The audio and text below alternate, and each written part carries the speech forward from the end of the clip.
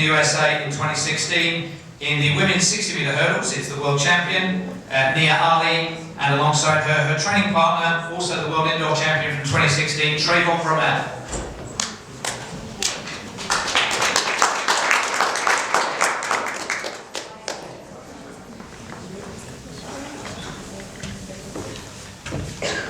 So when I was asking you about your form, your partner was very keen to say, great shape, great shape. You were less keen to volunteer that. What's the etiquette on these things? Are you in great shape, or do you have to pretend not to be in great shape? I would pretend not to be in great shape. I do feel like I'm really fit at the moment, so I'm excited to go out there and see what I can do. And you've got rounds, you've got heats, yes. and you welcome that.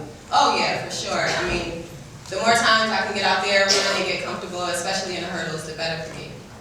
And Trayvon, we love a bit of trash talking in the men's 60 metres. Are you going to smash the field in a straight final? Whatever happens, happens. How you fit? I feel pretty good. You know, coach got me running well, and I feel pretty fit. You know, I definitely lift more, run more than probably I did in the past couple of years, but I feel pretty good. And where has training been? Florida, leading into this? Yeah, Jackson, Boston. So you feel in the heat coming into snowy Boston? These past couple of days. Yeah, it's actually been like really cold. It went from super hot, scorching to like super cold. So I don't know. It feels like Boston actually right now. So we're still in January. What are your New Year's resolutions that you're hanging on to, or you wish you'd hang on to? For me, it's just to be more intentional with like things that I do, and to be present in the moment, especially with my children.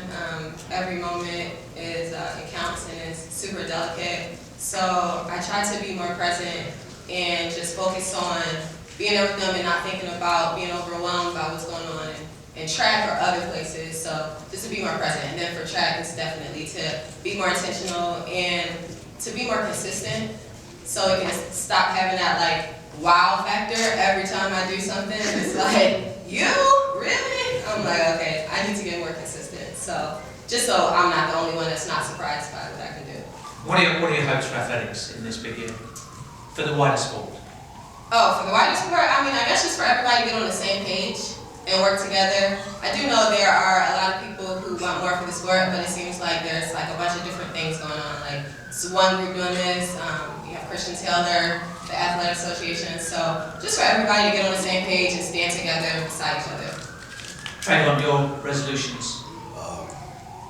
My main resolution is just to grow, everyday living, continue to get wiser in life, and just grow.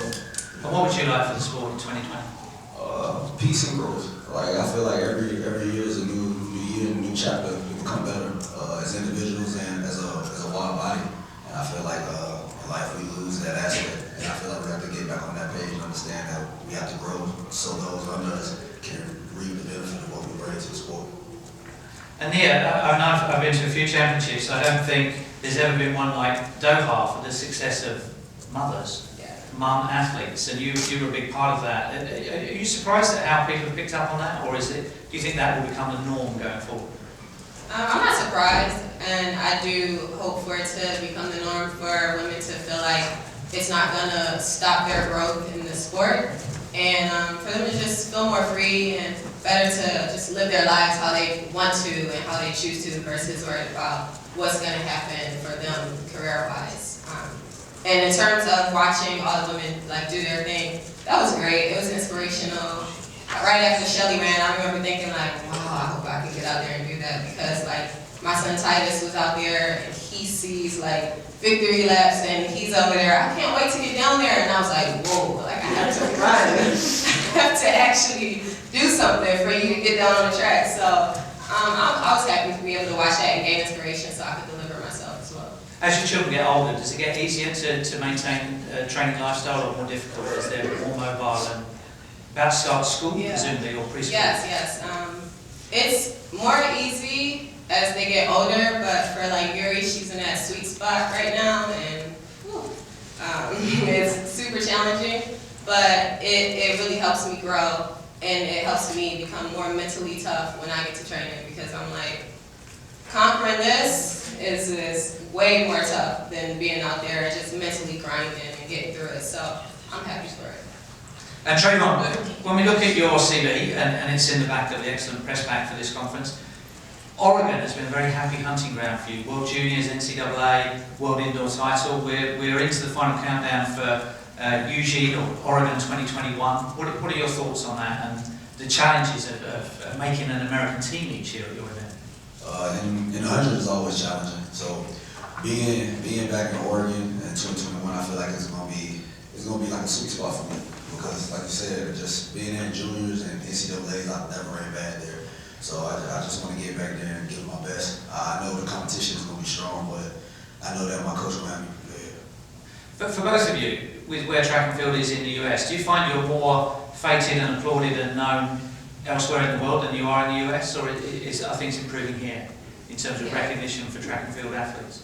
I think it could be a lot better here, for sure, when we go to other places. That was the first thing I noticed when I first got on the circuit back in 2011. It was like, wow, like you're like so superstar, like famous other places. And in the US, you come here and you can like walk through the airport and no one will even notice you. So I feel like it could do a lot better with the exposure here and just to help the sport grow.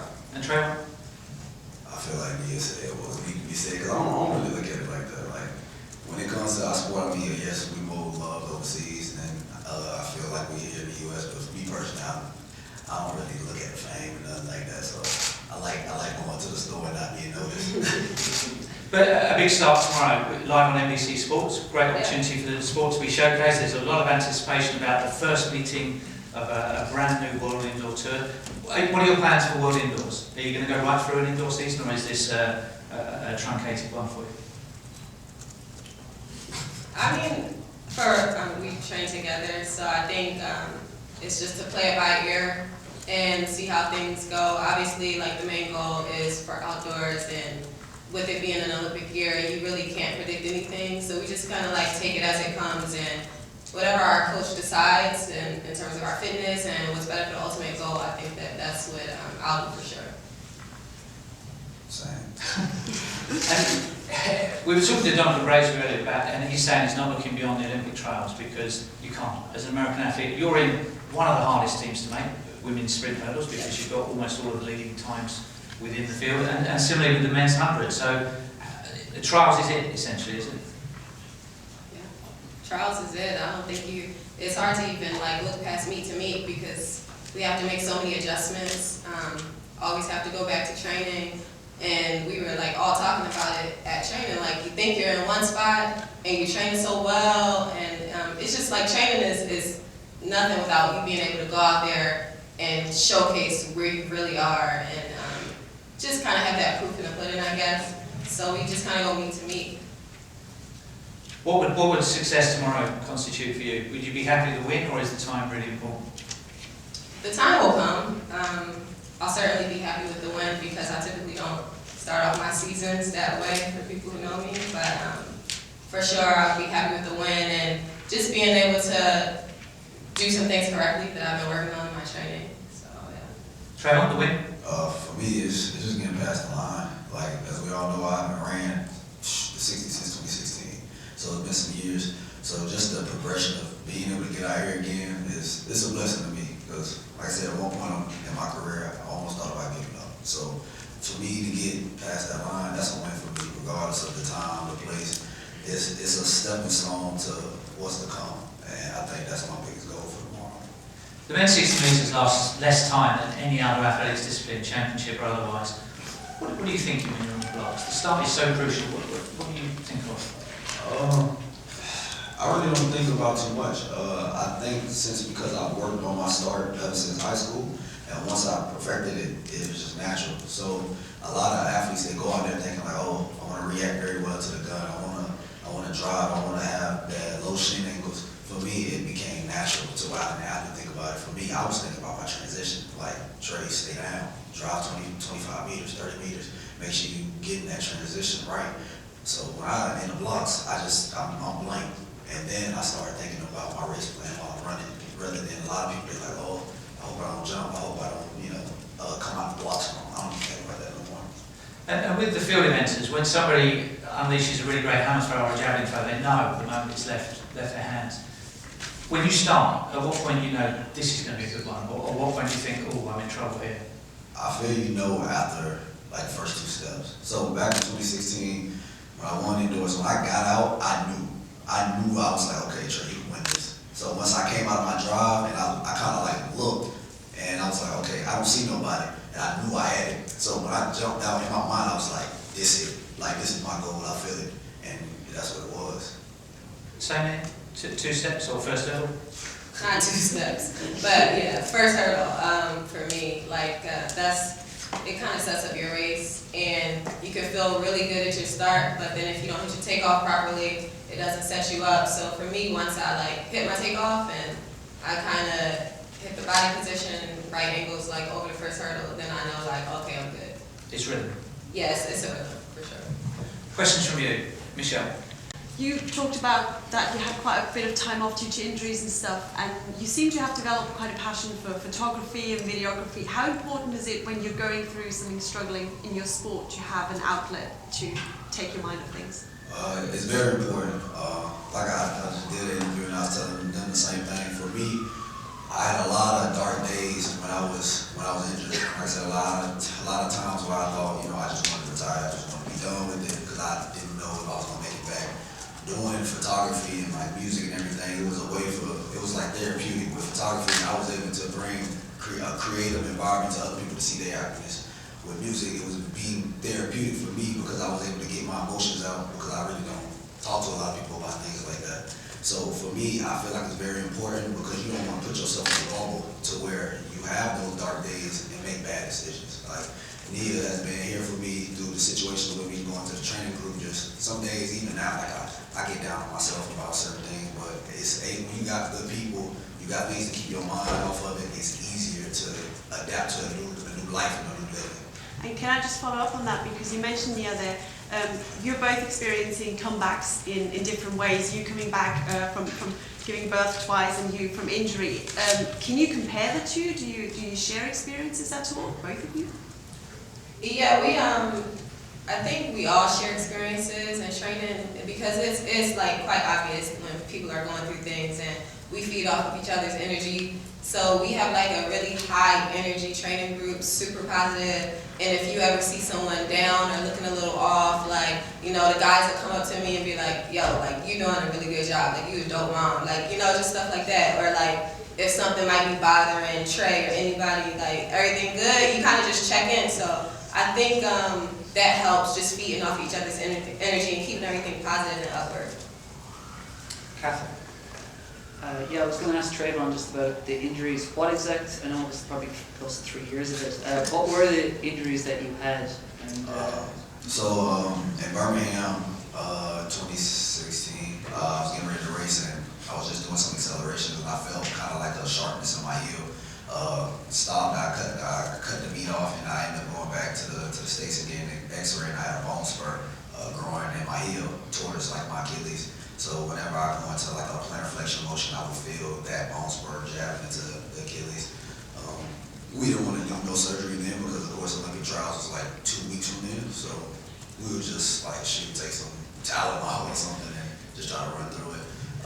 And just throughout the years of me being out, I'm just dealing with like adductor injuries and just things like that. Because once you be off for so long, you know, you lose the muscles and everything. So just trying to get back right and me mentally want to hurry up and get back to the sport. I was forcing myself to try to run fast just so I can get back to you all, and I would hurt myself more. So that's why it's taking me so long to get here, because once I feel good mentally, I think, Trey, you can run 90 now, and then I get another injury. So it's been a constant grind just trying to get back here. Yeah, I'm Isaac from Concord Academy, and this is a question for Trayvon. I watch your YouTube channel and I find it really motivating, so I'm just wondering, now that you're back, are we going to get a YouTube video on the return of Trayvon from now anytime soon? That's a hard one, I'm not even gonna lie to you. Maybe, I ain't gonna lie to you, I don't even know, honestly, because I'm not, like, I'm on social media, of course, like I promote like my photography and I promote my music, but as far as like just that, like day in the life of and stuff like this, like I said, y'all, trust me, y'all wanna watch what I do, because I'm boring. I'm gonna be real with you. I stay at the house, I get on the game, and then, like I said, I do my music, I do my photography. Like, I'm very passionate about that stuff. Like I said, I'm probably different from a lot of people. Like, right now, I'm working on trying to get my 3rd degree. Like I'm born. Like I just wanna grow, and that's it. I don't know that I just wanna watch me look at books all day, because that's all I'm doing at the house. And playing Pokemon. And playing Pokemon. Anyone else? John? Do you feel 100% healthy now, Trayvon? I feel healthy, but we're gonna see what my body says. Like I said, I've all like the group, the coach. I feel like I'm ready to go. But as we all know, our body are like cars. You gotta tune them up. You gotta keep working on them. You can't just take a brand new car off the lot and rev the engine. You know, so you gotta take it through its phases. So we're gonna see what my body is at, and we're gonna keep progressing. Do you feel mentally you were approaching this different, that you were going to try to take it slower this time as opposed to the previous years when you would come back and maybe injure yourself again? Yeah, I feel like this go around, I think I'm gonna definitely take it a lot slower coming back into form, only because, like I said, I've seen what happened when I try to get out and just try to go. And I feel like if I do that tomorrow, like, I don't know what happened. Like, I could go out there with a mentality of like, oh, I want to equal my PR, but who's saying I injure myself again, you know, trying to attempt something like that. So my goal is to like just get through my phases, do what my coach want me to do, and get through the line. But is it difficult to hold yourself back in a 60, given that it's so short and explosive? No, not really. We can look back to my prelims in 2016 where Charles, I did not get out the blocks fast, and I still was able to run 6.5 off my top end speed. So I don't have to be as powerful and explosive as everybody else to run a fast time. It's all about your phases, and it's all about your mentality and how you do under pressure. You see a lot of people jumping out the blocks fast, but when it comes to getting through that line, they tighten up. We see that all the time in the sport. For me, if I just stay relaxed, my body will take care of the rest. Okay. Good luck to both of you. We'll present you with your bibs and wish you all the best at the New Balance. Thank you.